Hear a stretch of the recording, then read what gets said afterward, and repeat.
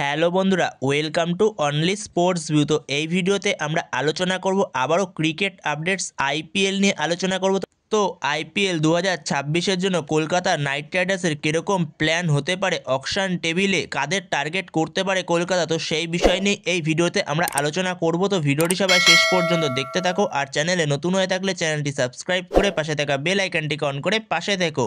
তো সেখানে আইপিএল 2026-এর জন্য যে মিনি অকশন হতে চলেছে, তো সেটার ডেট হলো 16ই ডিসেম্বর, আবুধাবিতে অনুষ্ঠিত হবে এই অকশনটা।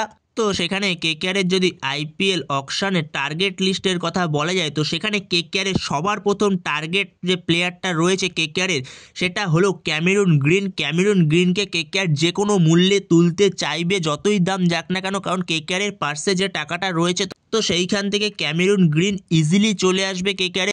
যেরকমটা 2023-এ গৌতম গম্ভীর করেছিল, মিচেল স্টার্ককে কেকেআরে দরকার ছিল, তো কেকেআরে মিচেল স্টার্ককে যে কোনো মূল্যে নিয়ে এসেছিল অকশন টেবিল থেকে। তো সেখানে মিচেল স্টার্কের দামও অনেক গেছিল, কিন্তু শেষ অবধি মিচেল স্টার্ককে নিয়েছিল কলকাতা। তো সেই জায়গাতেই এই মরশুমে ক্যামেরুন গ্রিনকে সেমভাবে কলকাতার টার্গেট করা উচিত, যেহেতু আন্দ্রে রাসেলকে ছেড়ে দিয়েছে কলকাতা। তো সেই জায়গাতেই আন্দ্রে রাসেলের পারফেক্ট অপশান হতে চলেছে ক্যামেরুন গ্রিন, যে কিনা তোমাকে লং সার্ভিসও দিতে পারবে। যেখানে ক্যামেরুন গ্রিন একজন পারফেক্ট অলরাউন্ডার, ব্যাটিংয়ের পাশাপাশি তোমাকে বোলিংটাও দিয়ে দেবে তুমি। যেখানে ক্যামেরুন গ্রিনকে চাইলে 3-4-এও ইউজ করতে পারে, আবার 5-6-ও ইউজ করতে পারে, যে কোনো জায়গাটায় ইউজ করতে পারে। অবশ্যই 3 নম্বর বা 4 নম্বর পজিশনটাই তার জন্য বেস্ট অপশান হবে, বিশেষ করে 4 নম্বর পজিশনটাই। তো সেই জায়গাতেই ক্যামেরুন গ্রিন ফার্স্ট টার্গেট হওয়া উচিত কলকাতার এই মরশুমে, যেখানে যতই দাম যাক না কেন ক্যামেরুন গ্রিনের, কারণ কলকাতার পার্সে রয়েছে প্রায় 65 কোটি টাকার কাছাকাছি। তো সেখানে যদি ক্যামেরুন গ্রিনের দাম 30 কোটিও যায়, তাও টার্গেট করা উচিত, কারণ ক্যামেরুন গ্রিনের প্রতি হয়তো সিএসকেও যেতে চলেছে, কারণ সিএসকের পার্সে যে টাকাটা রয়েছে সিএসকে যাবে। এবং তারপরে থার্ডে যত সম্ভব রয়েছে যার কাছে টাকা রয়েছে, সেটা হলো সানরাইজার্স হায়দ্রাবাদ। তাদের কাছে 26 বা 27 কোটি টাকা মতো এরকম সামথিং কিছু একটা রয়েছে। তো সেখানে ক্যামেরুন গ্রিনকে যদি কলকাতা 20 কোটির মধ্যেও পেয়ে যায়, তো সেটা কলকাতার জন্য বিশাল বড় একটা ডিল হতে চলেছে।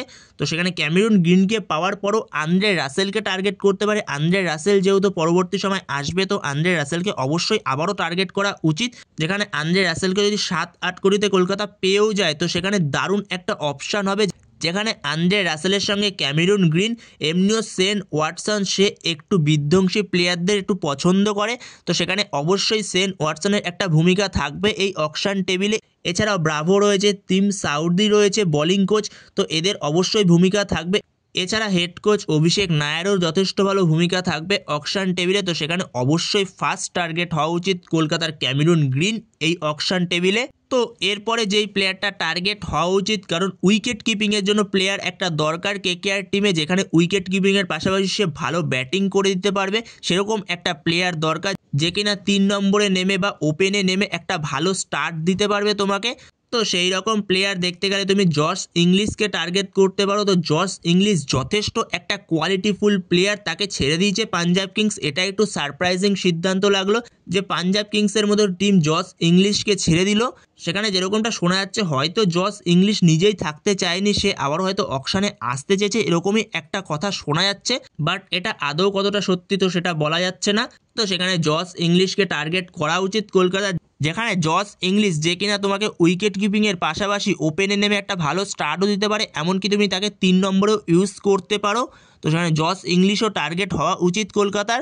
এর পাশাপাশি কলকাতার উইকেট কিপিংয়ের অপশানের দিকে জেমি স্মিথকে কলকাতা টার্গেট করতে পারে। জেমি স্মিথ যেও কিনা দুরন্ত একটা স্টার্ট দিতে পারে কলকাতাকে প্রথম দিকে। তো জেমি স্মিথ যেও কিনা একটা দুরন্ত স্টার্ট দিতে পারে ওপেনিংয়ে নেমে, তো জেমি স্মিথকেও টার্গেট করতে পারে যদি জশ ইংলিশকে না পায়। যদি জশ ইংলিশকে পেয়ে যায় তো সেক্ষেত্রে কোনো দরকার নেই, আর জশ ইংলিশকে না পেলে তো সেক্ষেত্রে জেমি স্মিথকেও কলকাতা টার্গেট করতে পারে। দুরন্ত একজন প্লেয়ার, যে কিনা পাওয়ার প্লেটাকে খুব সুন্দরভাবে ইউজ করতে পারে। তো জেমি স্মিথ, যেখানে হয়তো খুব একটা বেশি দাম যাবে না জেমি স্মিথের, জেমি স্মিথকে টার্গেট করে রাখলে একটা ফিউচার প্ল্যান থাকবে কলকাতার কাছে জেমি স্মিথ। এর পাশাপাশি কলকাতা আরও একজন ওপেনারকে টার্গেট করতে পারে, যেটা হলো ফিল অ্যালেন। তো এই ফিল অ্যালেন যে কিনা পাওয়ার প্লেটাকে পুরো পারফেক্টলি ইউজ করতে পারে, মানে পুরো ব্যাট চালিয়ে খেলে বলতে গেলে সে। তো সেখানে এই ফিল অ্যালেনকে টার্গেট করতে পারে কলকাতা অকশানে। খুব একটা বেশি দাম যাবে বলে মনে হচ্ছে না, তো সেখানে ফিল অ্যালেন খুবই একটা পারফেক্ট অপশান হবে কলকাতার জন্য, যদি ফিল অ্যালেনকেও টার্গেট করতে পারে, যদি তুলতে পারে অকশান থেকে। তো এরপরে যদি বোলারদের নিয়ে কথা বলা যায় তো সেখানে যদি ফাস্ট বোলারদের কথা বলা যায়, যেখানে ইন্ডিয়ান ফাস্ট বোলারের অপশান কলকাতার কাছে আছে, যেখানে ভৈভব আছে, হর্ষিত আছে, উমরান আছে, তো এরা রয়েছে ফাস্ট বোলারদের মধ্যে ইন্ডিয়ান। তো সেখানে বিদেশি ফাস্ট বোলার অবশ্যই কলকাতার টিমে দরকার। তো সেখানে কলকাতার যাকে টার্গেট হওয়া উচিত বিদেশি ফাস্ট বোলারের মধ্যে, তো এখন যেরকমটা আপডেট পাওয়া যাচ্ছে, কথাবার্তাও চলছে তার সঙ্গে, তো তার নাম হচ্ছে মাথিসা পাথিরানা। তো পাথিরানাকে ছেড়ে দিয়েছে সিএসকে, তো সেখানে পাথিরানাকে টার্গেট করবে কলকাতা। এমনকি শোনা যাচ্ছে পাথিরানার সঙ্গে কথাবার্তাও বলেছে কেকেআর ম্যানেজমেন্ট, যেখানে মাথিসা পাথিরানার সঙ্গে কেকেআরের কথাবার্তা এগিয়েছে। তো আসলে দুরন্ত একটা অপশান হবে কেকেআরের জন্য, কারণ পাথিরানার কিছুটা সমস্যা রয়েছে, সে কিছুটা সময় ইনজুরিতে থাকে, আবার তার লাইন লেন্থও এখনও পর্যন্ত সে ঠিক করতে পারেনি খুব একটা, যেখানে ধোনির সাথে সিএসকেতে থাকা সত্ত্বেও খুব একটা লাইন লেন্থ ঠিক করতে পারেনি। যেহেতু তার ইয়র্কারটা স্পেশালিস্ট, তো ইয়র্কারের জন্য দারুণ একটা অপশান এই মাথিসা পাথিরানা। এমনকি ব্রাভো রয়েছে কলকাতায়, এখন তাকে হয়তো ট্রেনিং করিয়ে সে ঠিক করে নিতে পারে। তো সেখানে যদি মাথিসা পাথিরানাকে তুলতে পারে অকশন থেকে কলকাতা, তো কলকাতার জন্য একটা দারুণ ডিল হবে। কিন্তু তার সাথে সাথে সিএসকেও টার্গেট করবে মাথিসা পাথিরানাকে তোলার অল্প কিছু দামের মধ্যে। তো সেই কারণেই তাকে তারা ছেড়ে দিয়েছে, কারণ মাথিসা পাথিরানার দাম যতটা সম্ভব 13 কোটি ছিল। তো সেখানে তারা যদি অল্প কিছুর মধ্যে পেয়ে যায়, 7-8 কোটির মধ্যে যদি পাথিরানাকে পেয়ে যায়, তো সেখানে সিএসকের জন্য ওটা অনেকটাই বেস্ট অপশান হবে। তো সিএসকেও টার্গেট করবে পাথিরানাকে।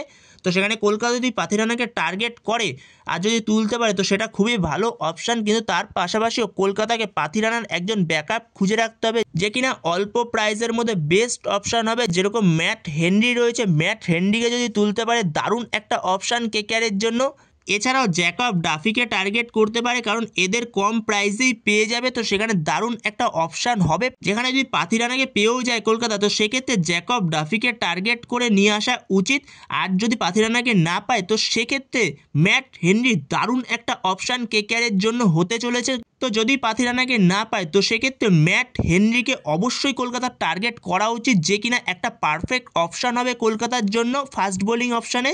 তো সেখানে দেখা যাক কলকাতা কাকে টার্গেট করে, যেখানে অবশ্যই কেকেআরের টার্গেট লিস্টে সবার ফার্স্টে তো থাকবেই ক্যামেরুন গ্রিন। তো সেখানে ক্যামেরুন গ্রিনকে তো অবশ্যই তোলার চেষ্টা করবে। তো সেখানে দেখা যাক অকশন টেবিল থেকে আদৌ কলকাতা কাকে কাকে নিতে পারে। তো এই ভিডিওতে এই আপডেটগুলো নিয়ে আলোচনা করার ছিল। তো তোমাদের কাছে কীরকম লাগলো ভিডিওটা অবশ্যই কমেন্ট বক্সে জানিও, এবং তোমাদের মতামতটাও জানিও কলকাতা কাকে কাকে টার্গেট করতে পারে। তোমাদের মতে আর কাকে টার্গেট করা উচিত কলকাতার জন্য সেটাও অবশ্যই কমেন্ট বক্সে জানিও। তো এই ভিডিওতে এই পর্যন্তই। তো এই ভিডিওতে এই আপডেটগুলো নিয়ে আলোচনা করার ছিল। তো ভিডিওটি ভালো লাগলে অবশ্যই লাইক, শেয়ার, সাবস্ক্রাইব করতে ভুলো না। তো নেক্সট ভিডিওতে দেখা হচ্ছে, ততক্ষণের জন্য বাই বাই।